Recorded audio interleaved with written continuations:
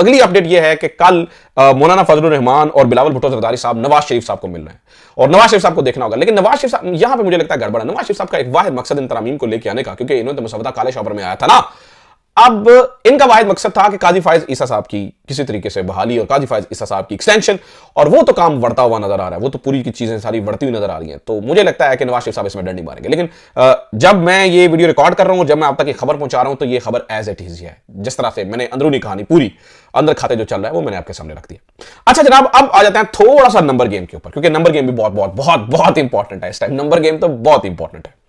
Number game इस तरह से इंपॉर्टेंट है नाज़रीन किराम के कुछ पाकिस्तान तहरीक इंसाफ के सेनेटर्स को तोड़ा जा रहा है, कुछ पाकिस्तान तहरीक इंसाफ के एमएनएस को तोड़ा जा रहा है, कुछ लोग वापस पहुंच चुके हैं। समी इब्राहिम साहब बता रहे थे कि रियाज फतेहाना साहब नहीं पहुंचे हैं। मेरी जाती खबर है, मैं आपको खबर दे रहा हूं कि रियाज फतेहाना पाकिस्तान में लैंड कर चुके हैं, ठीक है।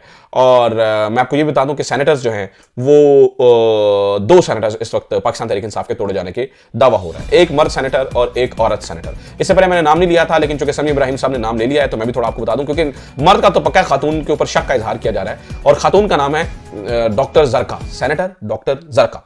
अब डॉक्टर जरका से आज समी इब्राहिम की बात हुई है, मैंने भी मैसेज कर दिया, मुझे उम्मीद है कल सुबह तक मेरी भी बात हो जाएगी। उनका ये दावा है कि डॉक्टर जरका कह रही है कि भाई मैं कहीं भी नहीं जा रही है। अब डॉक्टर जरका को किस तरह से इन्होंने ब्लैकमेल किया है इस बात को समझिएगा, क्योंकि मैं डॉक्टर जरका से काफी मुलाकातें कर चुका हूं, और मैंने एक प्रोग्राम मैंने डॉक्टर जरका के घर में किया था। डॉक्टर जरका का एक बेटा है जो कि डाउन सिंड्रोम के साथ है। जो लोग डाउन सिंड्रोम को समझते हैं उन्हें अंदाजा होगा कि ये बच्चे इन स्पेशल बच्चों की कैटेगरी में जो है ना, ये वो बच्चे होते हैं कि विद द स्पेशल नीड्स, तो ये आम नॉर्मल बच्चों की तरह नहीं होते। और डॉक्टर जरका को बड़ा प्यार भी है अपने बच्चे से। मैंने जब ये इंटरव्यू उनके घर रिकॉर्ड किया था तो मुझे याद पड़ता है कि उन्होंने अपने बच्चे को साथ प्रोग्राम में बिठा लिया था, और बड़ा एक फनी वाकया भी हुआ था कि प्रोग्राम के दरमियान कैमरों के सामने उठ के बच्चा बाहर चला गया था। तो मैंने कहा था एक सवाल हो कि कोई बात नहीं है, नेचुरल है, क्योंकि मैं देख गया था डॉक्टर जरका की आंखों में कि वो अपने बच्चे से प्यार बहुत करती। अब पता ये चला कि डॉक्टर जरका के उस स्पेशल नीड्स वाले बच्चे को अगवा किया गया है और उन्हें कहा गया कि भाई वोट दो। तो डॉक्टर जरका के बारे में ख्याल था कि ऑब्वियसली, और उनके बारे में यह था कि वो भी पाकिस्तान आ चुके हैं, उन्हें भी कहा गया था कि आप जरा पाकिस्तान से बाहर ही रहें।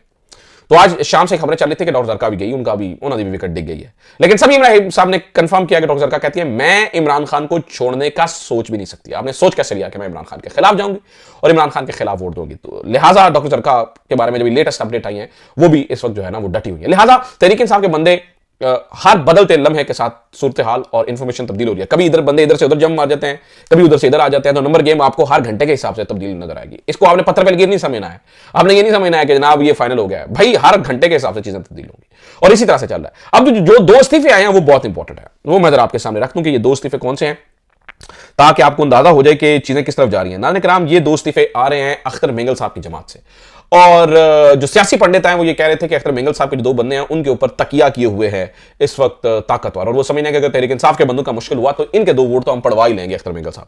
अब कुछ देर पहले, यानी कि जब मैं ये वीडियो रिकॉर्ड कर रहा हूं तो रात को अख्तर मेंगल साहब का एक ट्वीट आ गया। वो क्या कहते हैं? वो कहते हैं जी, I resign from the assembly because how this government and those in power have treated Balochistan. वो कहते हैं जी मैंने तो इसलिए इस्तीफा दिया था जिस तरह से वो जो ताकत में है उन्होंने किस तरह से बलूचिस्तान के साथ बर्ताव किया। Despite this the agencies continue to harass my two senators and families।